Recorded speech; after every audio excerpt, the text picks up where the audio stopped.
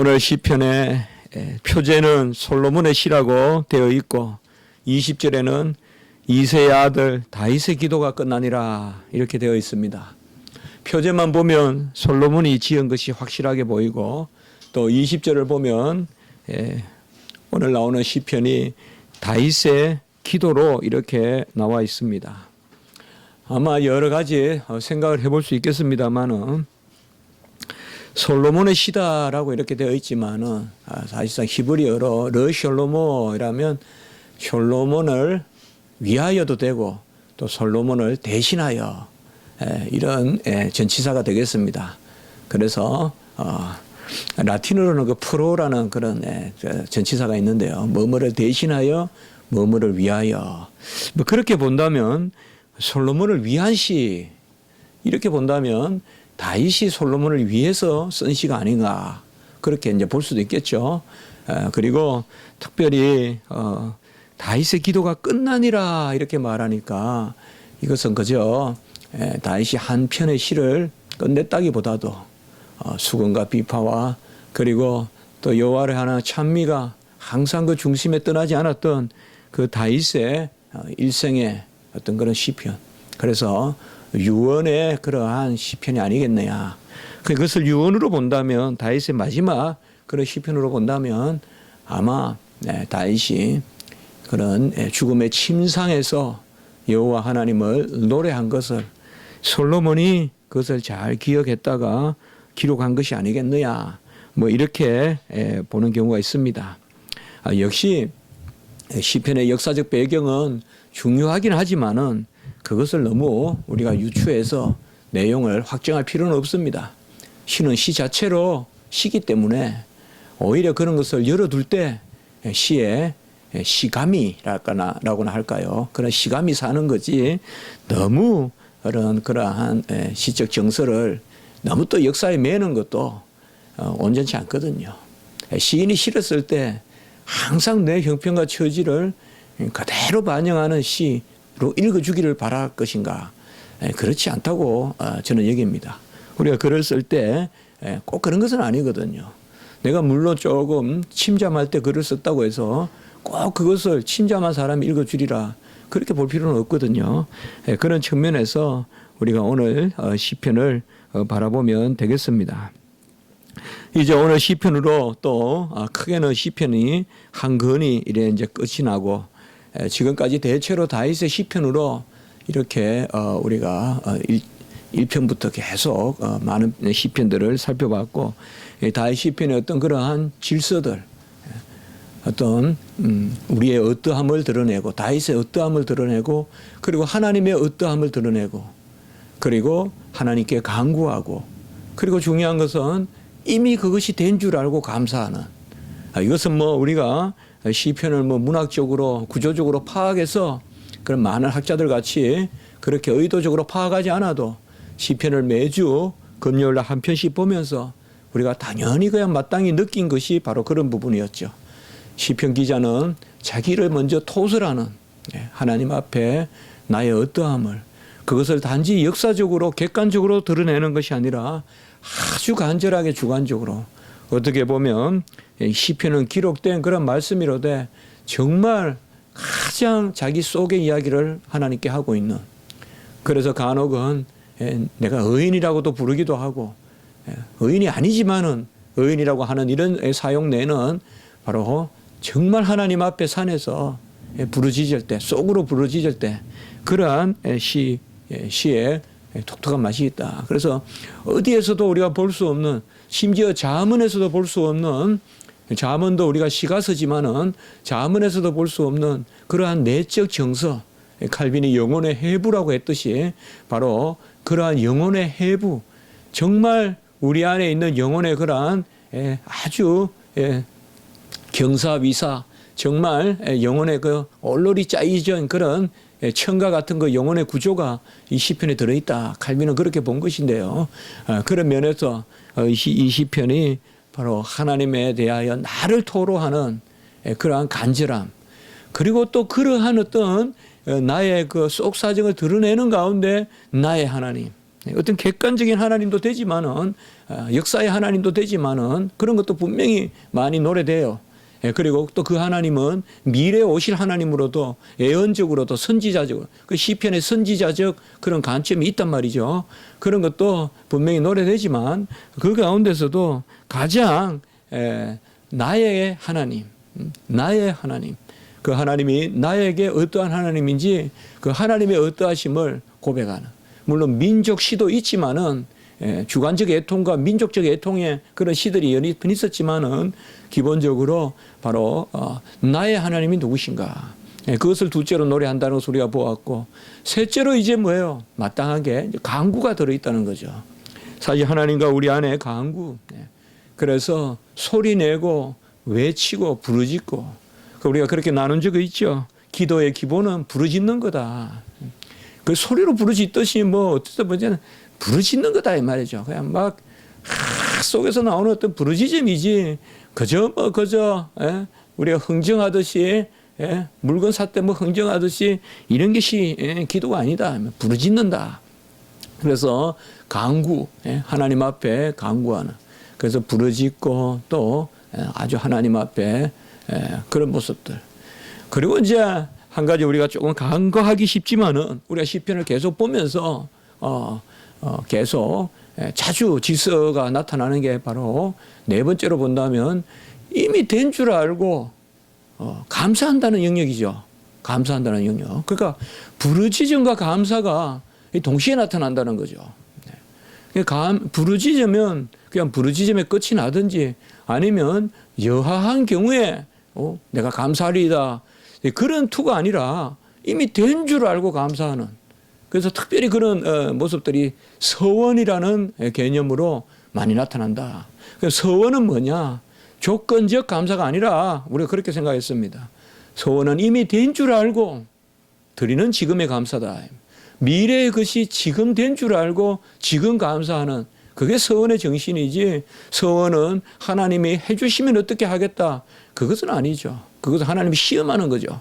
그게 아니라 서원은 미리 된 줄 알고, 그래서 서원의 기도라는 것은 철저한 믿음의 기도다. 믿음의 기도다. 그런 것을 우리가 생각해 봤습니다. 우리가 이제 72편까지 대체로 1권과 2권을 통해서 크게 우리가 느껴보고 또 매주 이렇게 살펴보면서 마음속에 그려보는 것은, 다시 한번 정리해 보면 나는 누구인가, 또 하나님은 누구신가, 그에게 우린 무엇을 구하는가, 그리고 그는 그것을 이미 이루어 주신다는 그런 데 대한 감사, 이런 것들이 시에 아주 거의 가장 이게 시의 어떤 시심이 아닌가, 시편 기자의 어떤 흐르는 정서가 아닌가.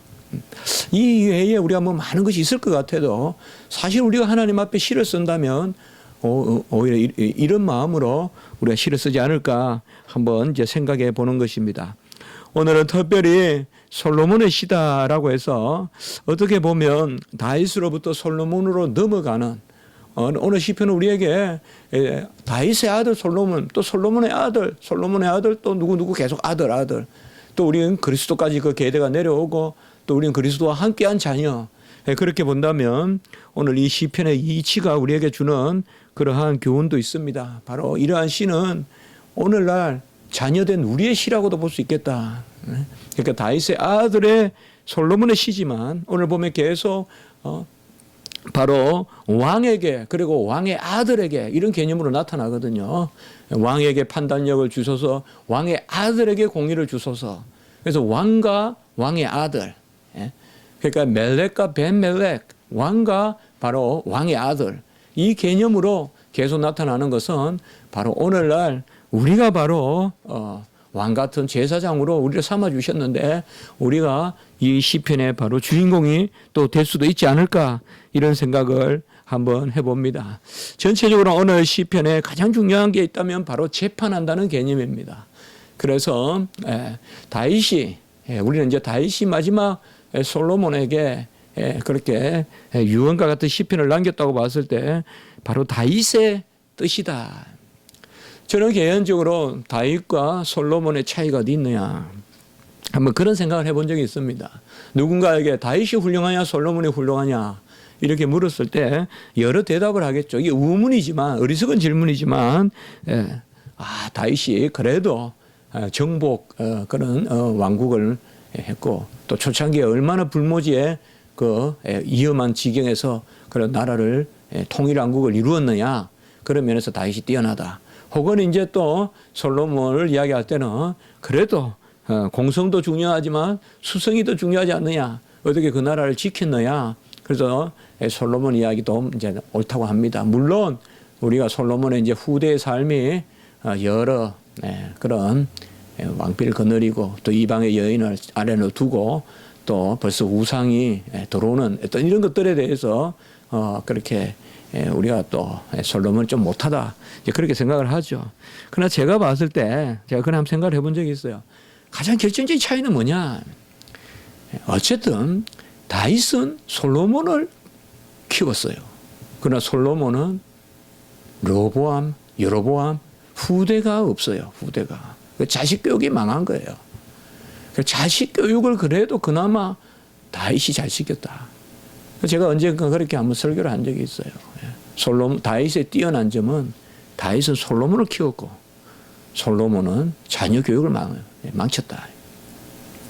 바로 다윗이 하나님의 의를 구하고 다윗이 항상 이 재판이나 이런 것을 하나님의 뜻을 여호와께 여쭈어 가로되 이것이 우리가 사무엘서나 이런 데 보면 다윗에 계속 나오는 거거든요. 여호와께 여쭈어 가로되 그 여호와께서 먼저 여쭈어보는 이런 정신이 있었기 때문에 솔로몬도 아비를 닮아 왕이 되자마자 네가 뭐 구할까? 어디서 뭐 교훈을 얻었겠어요? 마치 뭐 사도 바울이 어디서 설교를 하겠어요? 다메섹에서 스데반에게 들은 거 그거 가지고 설교하겠죠.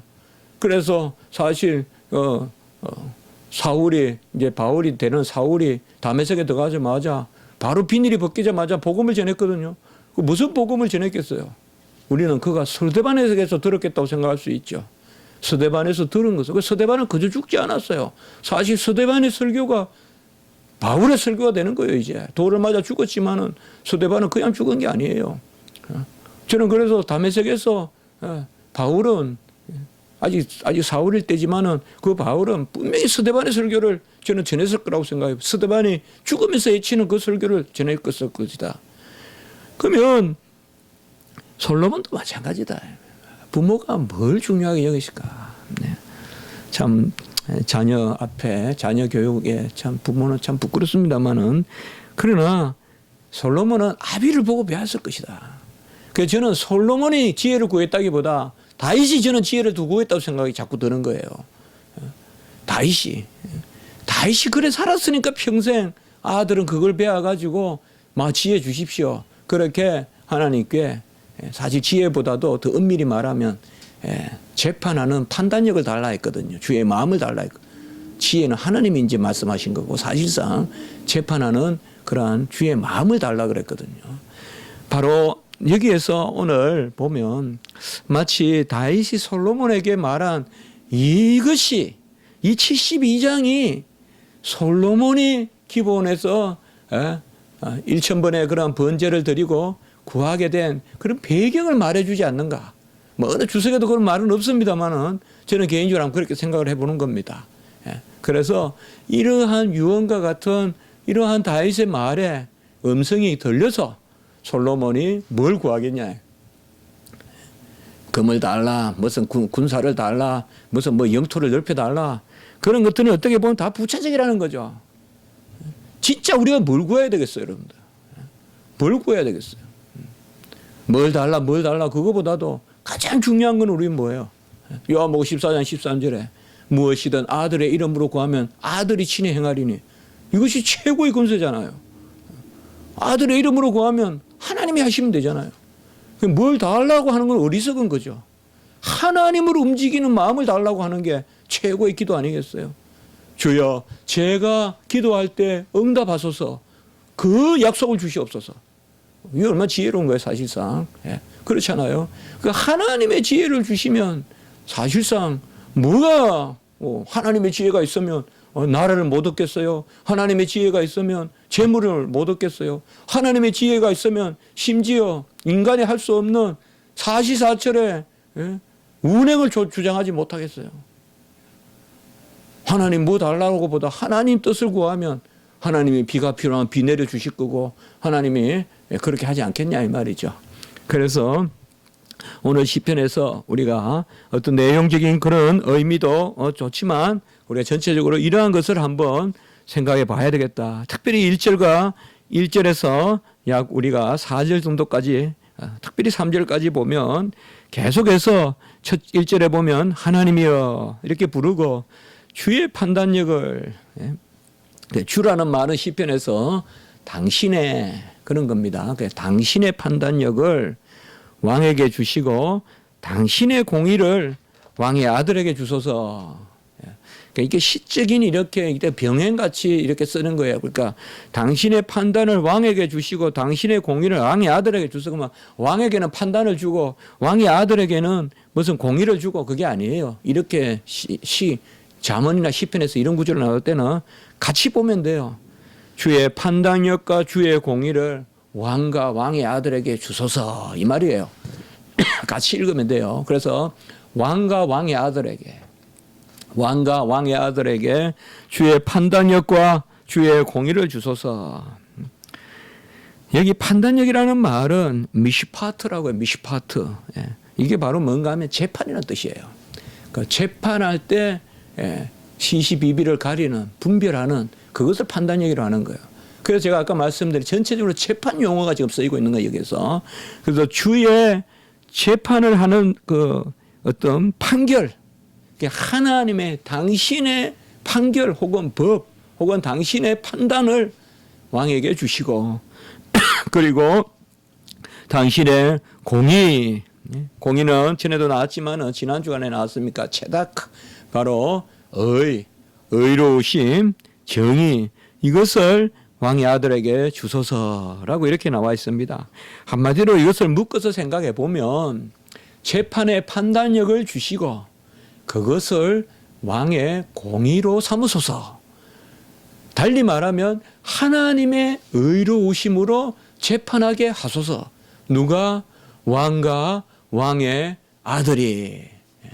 그래서 왕과 왕의 아들의 이 계대 이어짐이 이어짐이 다른 데 있는 것이 아니라 주님의 의로 왕조가 이어지게 해달라.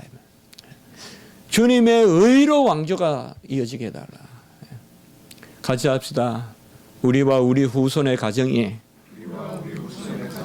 주의 의로 세워지게 하시옵소서.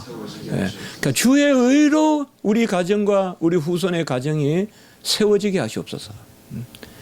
재판하고 왜 특별히 여기 재판이 중요할까요? 이것은 제가 이스라엘 갔을 때 느꼈어요. 이스라엘에서 얼마나 재판이 중요한가. 그리고 이스라엘인들이 재판할 때 우리가 보면 압살롬이 그 재판을 하는 사람들의 마음을 움직이잖아요. 그래서 성문 앞에 기다렸다가 그런 이야기도 해주고 하잖아요. 그게 이제 상당히 중요하다 이 말이죠. 그러니까 이스라엘에 있어서 사실상 어떻게 보면 이 재판한다는 거 이게 상당히 이스라엘 백성을 세우는 정체성이에요. 이스라엘 나라를 세우는 때 아주 중요한 것이 이 재판하는 거예요. 그걸 깨뚫어 본 게 압살롬이에요. 압살롬은 똑똑한 사람이란 말이죠. 그렇기 때문에 그것을 이용하는 거예요. 압살롬이. 그래서 사람들의 마음을 사고 결국은 사람들에게 그런 지혜를 공급하고 혹시 그렇게 하는 거거든요. 그래서 바로 여기서도 그것을 이야기하고 있습니다. 그래서 주의 판단력 이것은 주님께서 판결하소서. 특별히 지금 왕가잖아요. 왕가가 다윗이 솔로몬이 어떻게 그 주의 백성을 다스리냐. 2절에 보면 주의 백성 여기 주는 전부 다 당신이에요. 2인칭이에요. 그러니까 그가 당신의 백성을 재판하는데 어떻게 당신의 백성을 재판하느냐. 그것을 이제 이야기하고 있죠. 그러니까 이스라엘 백성이 하나님의 백성이라면 그들이 하나님의 뜻에 의하여 판결을 받아야 한다. 이게 바로 정체성이란 말이에요. 이스라엘 국가의. 이스라엘 국가의 정체성은 뭐냐 하면 그 왕은 뭐냐 하면 바로 그 판결의 대행자라 이 말이에요. 그 판결의 대행자예요. 그게 우리 솔로몬의 있잖아요. 내 아들이라고 서로 주장하는 그게 솔로몬의 지혜로운 판결에 나오듯이 바로 이 이스라엘의 왕이 바로 이거란 말. 판결의 대행자. 하나님의 판결의 대행자. 하나님의 백성을 하나님의 판결 혹은 하나님의 의로 심판하는 그것이 바로 왕이다 이 말이에요. 왕이다. 그 왕직의 핵심. 그것이 바로 이것이 우리가 사울에서 찾아보기 어려운 사울에게서는 이게 떠나가는 바로 다윗과 솔로몬에 대해서 볼 수 있는 부분입니다. 특별히 솔로몬의 기도를 보시면 우리가 열왕기상 3장 9절에 보시면 누가 주의 이 많은 백성을 재판할 수 있사오리까. 솔로몬이 이렇게 기도하는 거예요. 이제 1천 번제를 드리고 난 다음에 듣는 마음을 종에게 주사 주의 백성을 재판하여 선악을 분별하게 하소서. 사실 이게 이제 솔로몬이 구한 거예요. 지혜를 구했다고 그래 말하지만 그대로 성경대로 말하면 이걸 구한 거예요. 누가 주의 이 많은 백성을 재판할 수 있겠으며 그래서 듣는 마음을 종에게 주사. 그의 아비 다윗이 여쭈어 가로되 먼저 여쭈어서 주님의 음성을 여쭈어서 듣고 말했다 이 말이에요. 다윗이. 여기도 바로 뭐예요? 듣는 마음을 주소서. 솔로몬의 기도는 하나님의 판결하는 음성을 듣는 마음을 주소서. 그리고 선악을 분별하게 하소서. 이게 열왕기상 2절 밑에 3장 11절에 가보면 오직 송사를 듣고 분별하는 지혜. 이렇게 이제 이때 지혜란 말이 나와요. 오직 송사를 듣고 분별하는. 송사라는 말이 바로 재판이잖아요. 그러니까 재판을 분별하는 지혜를 달라고 이렇게 말씀하고 있습니다. 바로 오늘 여기 시편에서 보면 재판이라는 것과 이 솔로몬이 구했던 재판 또 판단력과 그리고 다윗과 솔로몬으로 이어지는 왕조의 언약 사무엘하 7장 13절 14절에 보면 하나님이 너희 가문의 왕조를 영원히 경고케 한다. 그리고 하나님이 아버지가 되고 너는 그 아들이 된다. 라고 해서 이 아들이라는 개념이 이제 왕조의 계승의 개념으로 나타나거든요. 그래서 우리가 다시 한번 정리해 보면 특별히 이 다윗 시편의 이 마지막 말미에 나오는 72편의 어떤 그런 시편을 우리가 바라보면서 정리해 본다면 다윗이 가장 구한 것 또 솔로몬이 가장 구한 것은 하나님의 뜻에 따라 분별하여 판단하는 것. 그것이 바로 왕국이요. 하나님의 왕국이요. 그것이 왕의 어떠함으로 가장 합당한 것이다 라고 이렇게 말하고 있는 것입니다. 2절에도 보면 주의 백성을 공의로 재판하며 주의 가난한 자를 정의로 재판하리니 여기 말이 조금 틀리지만 사실상 2절에 주의 백성을 공의라고 할 때요. 이 공의란 말은 1절에 주의 판단력과 같은 말입니다. 바로 미슈파트란 말입니다. 이게. 왜 이렇게 달리 번역을 했는지 알 수가 없어요. 그게 사실 우리가 마치 또 다른 것 같은데 주의 판단력이 공의입니다. 그래서 역시 1절과 똑같은 말이에요. 주의 판단력을 주시고 주의 가난한 자를 정의로 이 정의도 사실 공의와 같은 말입니다. 물론 여기서는 내용 뜻은 같아요. 뜻은 같은데 의미는 조금 체데크라 해서 좀 의미는 바뀌지만은 사실 다 차다크란 데서 나온 거 똑같은 말이에요. 똑같은 말. 그래서 같이 해석해도 사실 문제가 없습니다. 이때는 체다크 다 같은 말에서 나온 것입니다. 그래서 오늘 시편에서 먼저 1절과 2절에서 그렇게 하고 3절에도 보면 의로 말미암아 산들이 백성에게 평강을 주며 작은 산들도 그리하리로다라고 이렇게 말하고 있습니다. 이게 바로 하나님의 의로 말미암아 이것도 계속 지금 아까 차다크 바로 그런 말 의로우심 하나님의 공의 하나님의 공의로 말미암아 산들이 백성에게 평강을 주고 작은 산들도 그리하리로다. 산들이라는 말은 사실상 부요로움, 이스라엘의 산들이라는 것은 우리가 생각하는 산들이라기보다 상당히 풍요의 그러한 상징이라고 볼 수 있겠어요. 우리는 보통 산들이다 이러면 우리는 조금 뭐라 그럽니까? 조금 이렇게 험악하고 또 뭔가 걸어가려면 또 장애가 되고 넘어가야 되는 어떤 그런 부분이라 볼 수 있으나 이스라엘의 어떤 산이라는 것은 가보시면 조금 느낌이 있는데요. 상당히 어떤 그런 젖줄이라 그럴까요? 산이 그런 또 의미가 있습니다. 그리고 작은 산들이라는 말은 이것은 이제 좀 더 민둥산, 광야의 산. 이 산은 이제 조금 업신여기는 산이죠. 이 산은 그렇게 뭐 젖줄이 되는 그런 산이라기보다 그야말로 조금 뭐가 나기가 어려운 그런 산이다. 그렇게 설명이 되어 있습니다. 그래서 산들이나 작은 산들이란 말은 산들도 작은 산들도 평강을 준다. 이 말은 바로 다른 것이 아니라 큰 산이든 작은 산이든 평강이란 말인데요.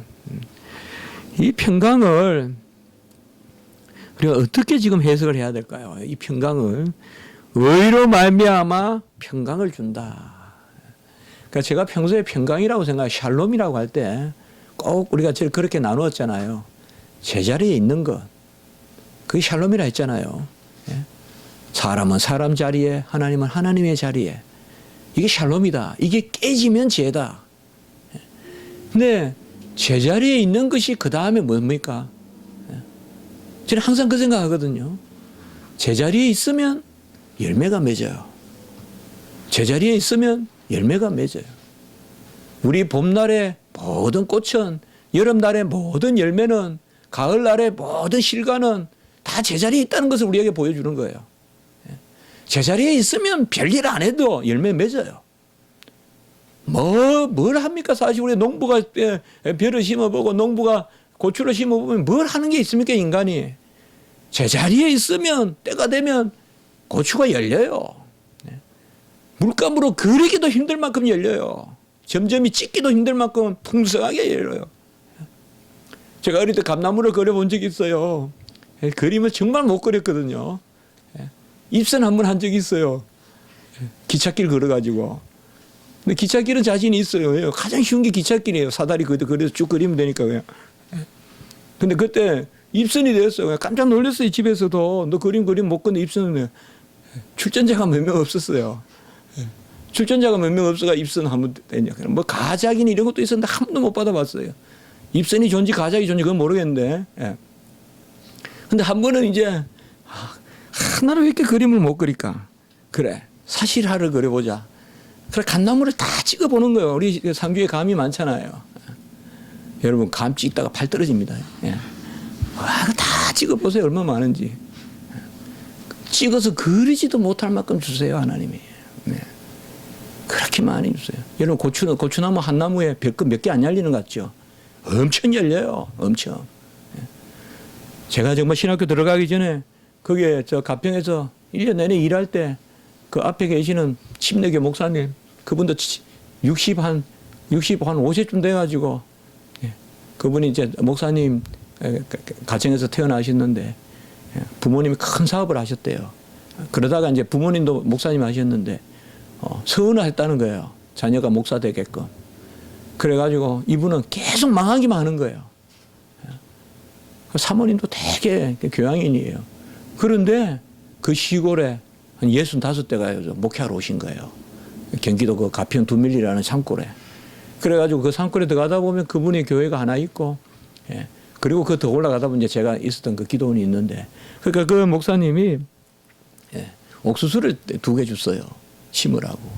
그러니까 그걸 정말, 저는 시골에서도 그런 거 별로 안 해봤거든요. 그것을 가평에 그 제가 있는 옥수수 그 씨오숙수를 2개 줘서 그 심었더니 정말 동네 다 나눠 먹고도 남았어요. 동네 다 나눠 먹고도. 그리고 뭐 요소비 이런 거 한번 주니까 막 푹푹 자라고 비가 오고. 오늘 얘기도 이제 곧 나오지만은 비가 오니까 확 자라고. 샬롬은 뭐냐? 제자리에 있는 것이요. 그래서 제가 칼빈 주석 보면서 이런 게 참 너무 놀라운 건데, 칼빈은 샬롬은 부요합니다. 이렇게 해석을 해놨어요. 샬롬은 부요합니다. 정말 이게 제가 크게 와닿더라고요. 제자리에 있으면 그게 부자인 거예요, 부자. 하나님 앞에 우리가 뭐 많이 안 해도 제자리에서 있기만 하면 우리 인간도 다 열매 맺게 돼 있어요. 사실 뭐 우리 자녀들 키워보지만은 젖먹은 만큼 큽니까? 훨씬 더 커요. 이제 우리 저 장목사님 한번 키워보세요. 우리 이제 남목사님. 뭐 먹은 거 별로 없는데 푹푹 자라요, 애들은. 하나님이 키우는 거예요, 그거. 하나님이 키우시는 거예요. 바로 여기에요. 3절에 보면 의가 있으면 산들이나 작은 산들이나 열매를 맺는다 이 말이죠. 하나님의 의가 있으면 지금 다윗은 뭐예요? 어느 정도의 기도예요? 이 솔로몬은 인간이 뭐 하는 정도가 아니라 정말 자연을 움직이는 기도잖아요. 하나님만이 자연을 움직일 수 있잖아요. 하나님 앞에서 의로우면 산들도 열매를 내고 땅들도 열매를 낸다 이 말이죠.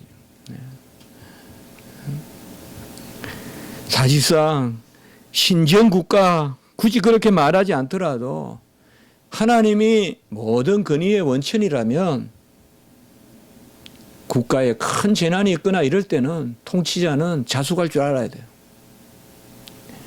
우리가 통치자를 하나님이 세웠다고 분명히 말하는 이상 어려운 일이 있거나 홍수가 많이 나거나 요새같이 이런 큰 재난이 있거나 할 때 통치자는 분명히 자숙할 줄 알아야 돼요. 우리 특별히 우리 크리스찬들은 그런 관점에서 바라볼 수 있어야 돼요. 누굴 비판하라는 게 아니에요. 비판하라는 게 아니에요. 이런 것을 보면 알 수가 있잖아요.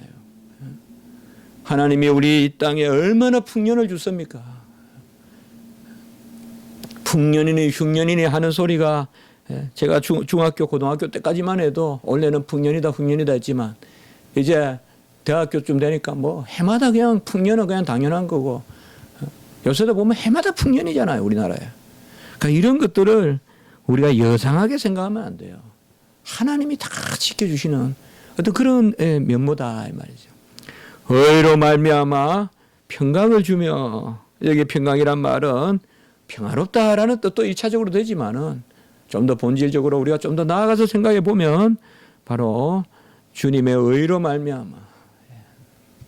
지난 주간에도 제가 설교했지만은 우리 자녀들도 있지만은 사실상 부모들은 뭘 특별히 하는 게 아니에요, 자식들한테.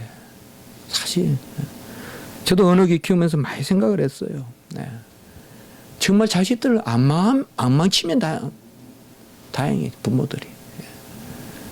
자식 안 망치면 다행이라니까요. 가만히 놔둬도 하나님 키워요. 부모가 망치는 거예요. 이런 면도 있어요.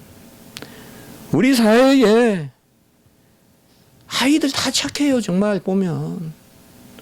저 사실 정말 저는 40대 50대가 뭐 좋다고 이야기하는데 저는 정말 아니에요. 40대 50대가 저 자꾸 좋다고 그렇게 이야기하는데 그거는 뭐 온고 이신에서 하는 말이지. 저는 그렇게 생각해요. 요새 20대가 훨씬 착해요. 제가 보기에. 훨씬 여리고 훨씬 순수하고. 제가 미국 가서 처음에 청년들 보니까 되게 착하더라고요.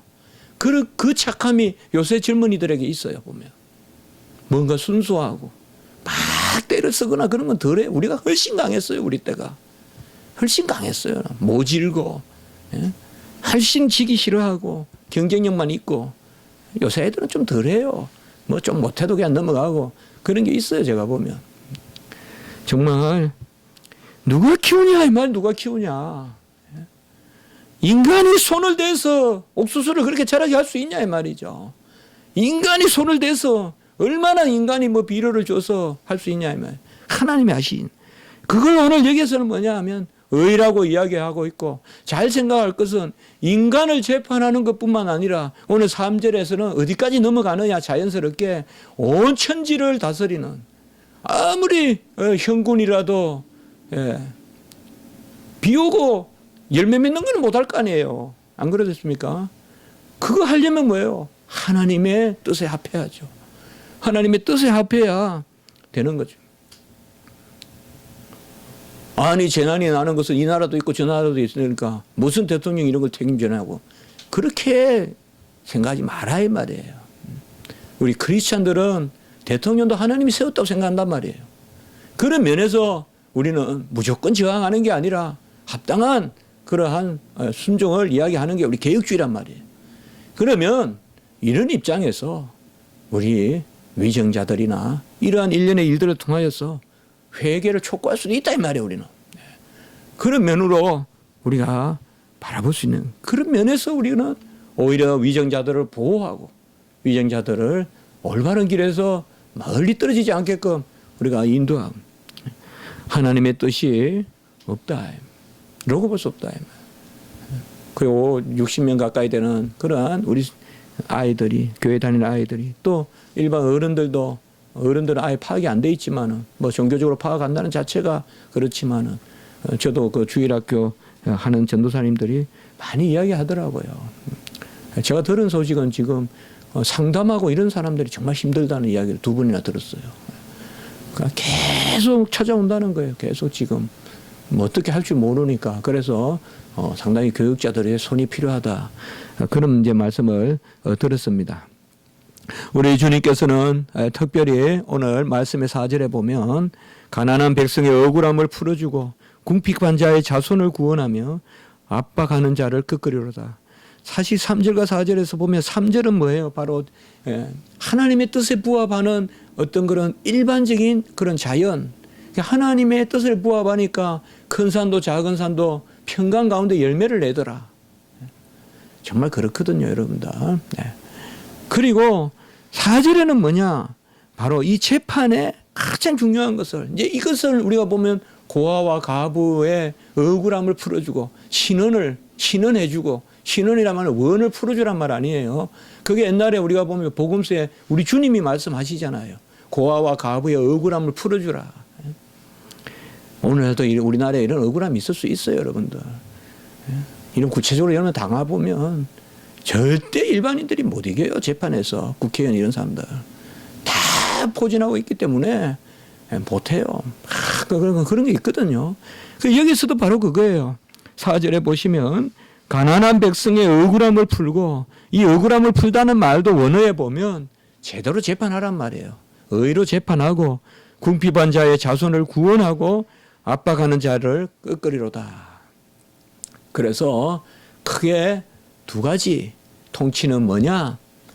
2가지다. 첫 번째는 하나님의 뜻에 합하면 만물도 열매를 낸다는 그러한 영역, 그리고 가난하고 연약한 사람들을 잘 돌보라.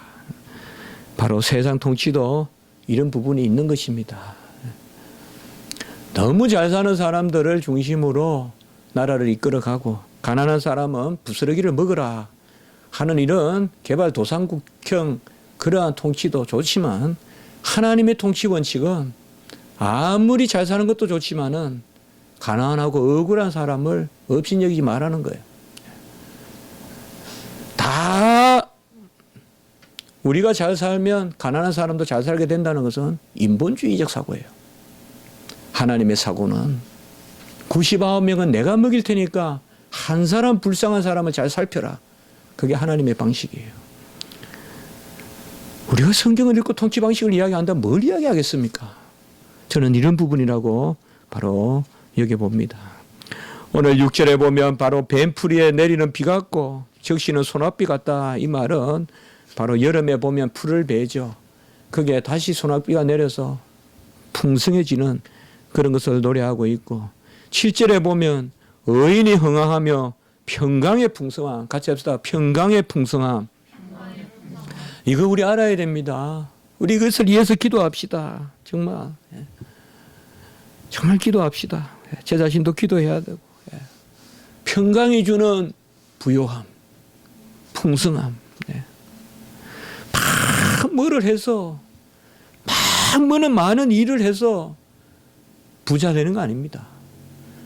하나님 앞에 평화롭고 하나님 앞에, 그것이 중요합니다. 여기 평강은 역시 아까 말씀드렸지만 하나님은 하나님 편에, 우리는 우리의 편에. 이거 우리 믿어야 돼요, 여러분들. 뭐 많이 하려고 하지 마세요. 일단 기본을 하세요. 하나님 앞에서. 그러면 많이 열매 맺습니다. 제가 여기서 지금 여러분들을 보면 다 열매 맺을 준비가 돼 있어요. 너무 힘들어하지 마시고 너무 잘하려 하지 마시고 하나님 앞에서 평화를 가지세요. 평강을 가지세요. 그러면 때가 되면 다 열매를 맺습니다. 봄날 열매를 헤아리는 사람은 어리석은 거예요. 여름에 열매를 따는 사람은 어리석은 거예요. 가을에 돼야 열매를 맺고 그때 따야 제대로 따는 것이죠. 다 우리 인생에도 날 때가 있고 자랄 때가 있고 여물 때가 있어요. 여물고 난 후에 따야지. 나기도 전에 그거 긁어봤자 나무만 죽이고 잊지 못한 거 따봤자 다 그건 그럼도 못 쓰고 가을에 따야 돼요. 우리 크리스천의 삶에 철학이 있다면 그건 뭐겠어요? 하나님과의 화평을 누리고 그 가운데 이게 다 청교도의 정신이었고 우리의 그러한 믿음입니다. 특별히 이번에 이런 것을 보면서 저는 뭐 다른 거 이제 또 정부 비판 이런 것도 많이 한다고 하는데 저는 그런 차원이 아니라 정말 평소에 많은 마음은 가지고 있어요. 왜 이렇게 극성맞게 아이들을 키우냐 말이죠. 왜 이렇게 극성맞게 아이들을 키우냐 이 말이죠. 무슨 열매가 맺고 있냐 이 말이죠. 그렇게 학원을 많이 보내가지고 그렇게 아이들을 내몰아가지고 우리나라가 무슨 열매를 맺고 있냐 이 말이죠. 물론 교육열이 강하다 이런 건 있을지 몰라도 과연 우리가 정말 이 샬롬과 열매 정말 우리 인간이 맺을 열매를 제대로 맺고 있습니까? 중요한 거는 우리가 가장 인간의 본연의 열매를 맺어야 될 거 아니에요. 계속 무슨 상술 이런 데 놀아나가지고 막 세속적으로 잘한다는 그 열매 말고 말이죠. 정말 하나님 우리 인간을 지으신 열매 그것을 많이 맺어야 교육도 성공한 거 아니겠어요. 온갖 뽀리도 안 하고 온갖 정신병이 다 있고 온갖 세속적인 데 물들이 있으면서 뭔가 하나의 지표는 요새 뉴스 들어보니까 그게 자주 나오대요. 보니까 뭐 선진국들이 그 생각을 한다는 거예요. 지금 오바마가 일본 가고 우리 한국 오는데 그 생각을 한다는 거예요. 일본과 한국은 GNP나 GDP만 가지고 다 비교할 수 없는 나라라는 거죠. 국민 총생산이 얼마인가 그것만 가지고 이때까지 한국을 생각했는데 이번에 한국을 보니까 국민 총생산으로 생각해서는 안 될 나라라는 거죠. 그래서 좀 부끄러움도 있지만은 우리가 다시 한번 생각해 봐야 되는 거예요. 오늘 시간이 많이 돼서 후반부에는 보면 이러한 말씀이 계속되고 있습니다.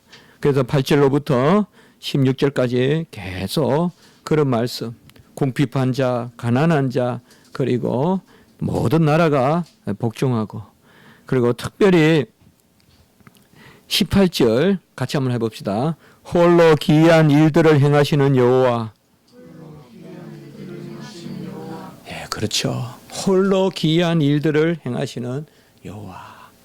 우리가 풀 한 포기, 나무 한 포기, 또 옥수수 하나, 고추 하나, 수박 하나 심어봐도 홀로 기이한 일들을 행하시는 여호와.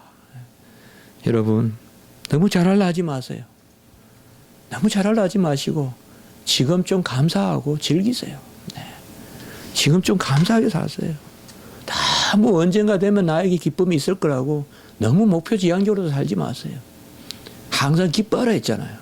쉬지 말고 기도하고 범사에 감사하는데 하나님은 그날그날의 생활을 중요하게 여기고 우리가 몰아서 예배 드리지 않듯이 매주 예배를 드리듯이 우리의 감사 기쁨도 매주 있어야 돼요. 언젠가 뭔가 이루어지면 그때 한번 감사해 보겠다는 것은 사실상 지금 감사하지 않는 사람은 그때도 감사하지 않습니다. 지금 감사할 줄 아는 사람이 그때도 감사할 것이요 영원히 감사할 것입니다.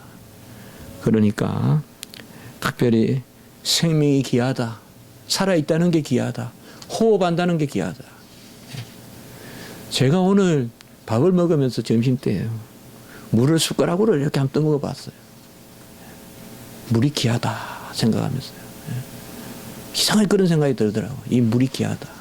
그러니까 찬물이 이제 요새가 이제 찬물이 좋아질 때잖아요. 물을 한 숟가락 한 숟가락 떠먹어보면서 야 물이 귀하다 물이 귀하다 그 생각을 해봤어요. 우리가 오늘 말씀 이제 시편 크게 보면 다윗의 시편이 이제 어느 정도 끝이 나고 다음 주부터는 이제 아삽의 시 이렇게 시작이 되는데 오늘 말씀을 잘 기억하면서 하나님의 의를 구하고 하나님의 의가 있으면 다 시절을 쫓아 열매를 맺는다는 것을 기억하면서 그렇게 여러분 인생을 수놓아 가시면 하나님의 큰 은혜가 있을 줄 믿습니다. 함께 기도드리겠습니다. 거룩하고 자비로우신 하나님 아버지, 귀한 말씀으로 또 시편 72편 말씀으로 저희들을 채우시니 감사합니다. 다윗과 솔로몬은 힘도 있고 권세도 있고 또 지혜도 있고 또 여러 가진 것 부유함도 있었지만 그거 다 내려놓고 하나님 앞에 하나님의 의와 판단력을 구하여 그것이 만물을 움직이는 샬롬의 또 근원이 된다는 것을 알고 특별히 또 가난하고 또 연약한 자들을 돌보는 그런 아버지여 지혜의 마음을 구했습니다. 하나님 아버지, 이때에 우리가 특별히 하나님께 간구하는 것은 우리의 우리됨을 그저 감사하는 저희들 되게 하시고 정말 샬롬을 갖게 하시고 평강을 갖게 하시고 하나님은 하나님으로 모시고 우리는 우리의 자리에 온전히 자리매김해서 때가 되면 열매를 맺는 놀라운 하나님의 여호와의 홀로 귀한 일을 행하시는 여호와의 행사를 바라보는 저희들이 되게 해 주시옵소서. 감사합니다. 특별히 어려움을 당하여 기도하고 또 신음하는 그 가족들 불쌍히 여겨주시고 그들의 마음을 온전히 회복하여 주시옵소서. 그 어머니 아버지의 통하는 마음을 주여 불쌍히 여겨주시고 그들의 여호와의 이로로 위로하여 주시옵소서. 한국 사회가 아버지여 더 이상 물질적인 그런 아버지여 세속적인 상업적인 배금적인 그런 사회가 되지 말게 하시고 정말 생명을 기이 여기고 우리 어린 영혼들 정말 부모님들이 잘 키우고 우리 기성세대들 아버지여 참 모범이 되는 그러한 사회가 될 수 있도록 주여 변화시켜 주시옵소서. 감사합니다. 구주 예수 그리스도 이름으로 기도드리옵나이다. 아멘.